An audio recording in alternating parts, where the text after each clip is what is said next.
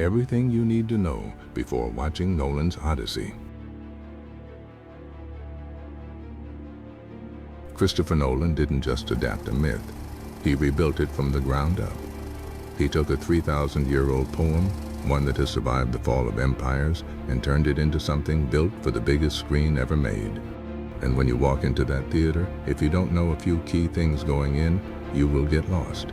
Not because the film is confusing, but because it assumes you already know the world it's dropping you into. Good news, I'm going to tell you exactly what to be ready for, without a single spoiler. No plot twist, no endings, just the map you need to follow along. Please like and subscribe to the channel for more videos like this. 5 things. That's all it takes.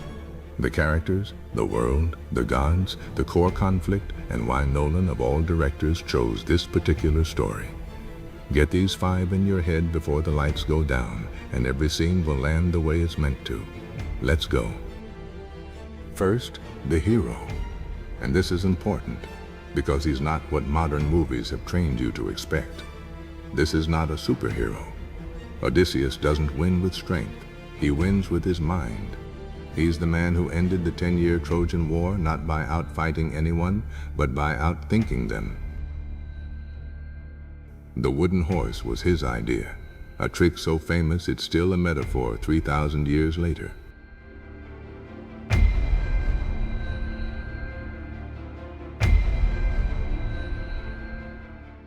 But here's the thing. In this film, you won't meet that clever young general at the height of his powers.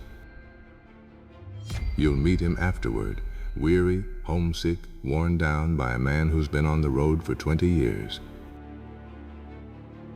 20 years of war, shipwreck, and loss. He has one goal, and only one, to get home. Home to his wife Penelope, who he hasn't seen since she was young, and to his son Telemachus, who was a baby when he left and is now a grown man he's never really met. Keep that single desire in mind above everything else, because the entire film revolves around it. Every choice Odysseus makes, every risk he takes, every monster he faces, it all comes back to that one aching need to walk through his own front door again. Second, the world, because it doesn't work the way ours does. In this world, the gods are real.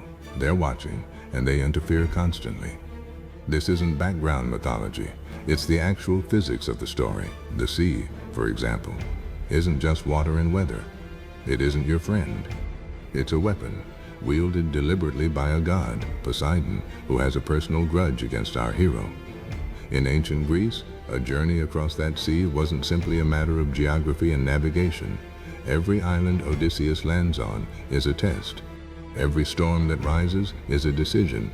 Someone up there chose to send it. So when you watch a wave crash over the deck or a wind blow the ship off course, understand that you're not watching bad luck or nature. You're watching an invisible power struggle play out in the physical world.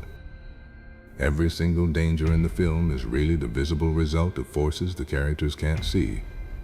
Once you understand that, the film stops being a survival story and becomes something stranger, a man caught in a war between powers far bigger than himself. Third, the gods themselves.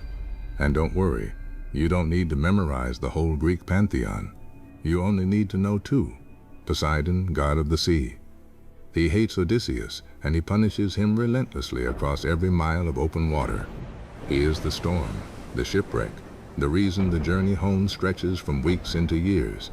And on the other side, Athena, goddess of wisdom. She loves Odysseus, sees herself in his cleverness, and secretly protects him, nudging events, opening doors, guiding him when all seems lost.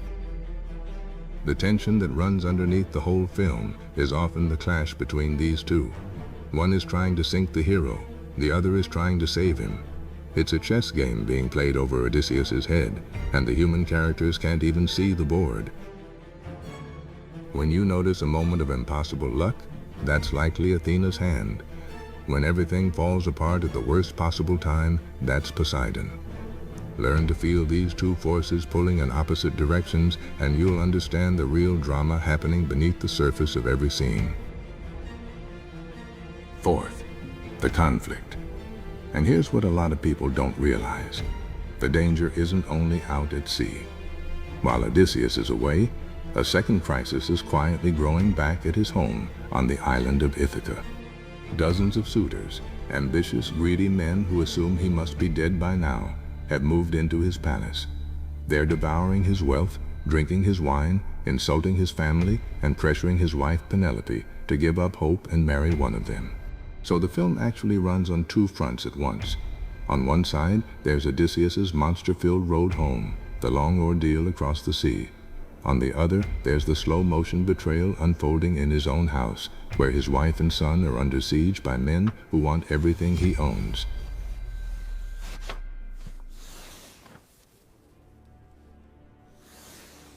This is why simply reaching home isn't enough, and it's the trap a lot of first-time viewers fall into.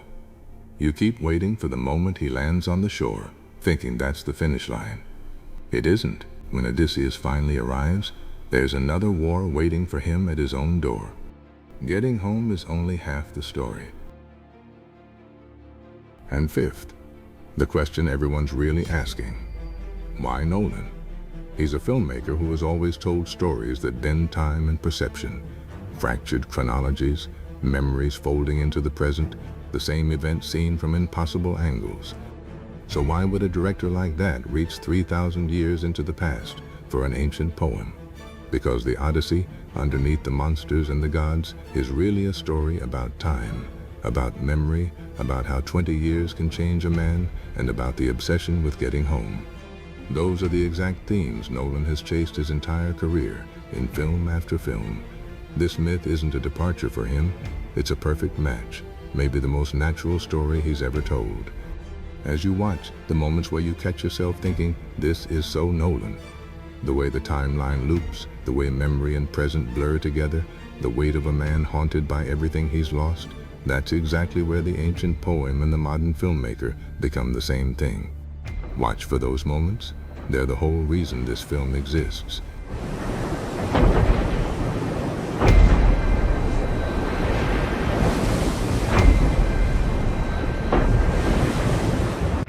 So let's put it all together. A man is trying to get home. The gods are actively stopping him. And a betrayal is quietly growing inside his own house while he's gone.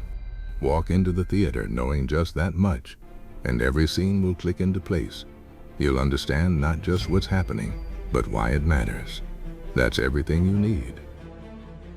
If you want to go deeper and meet the monsters Odysseus faces on the way home, the Cyclops, the Sirens, and worse, you can see that video right on screen now. And subscribe, because we've only just started digging into this story. There's a lot more myth to uncover.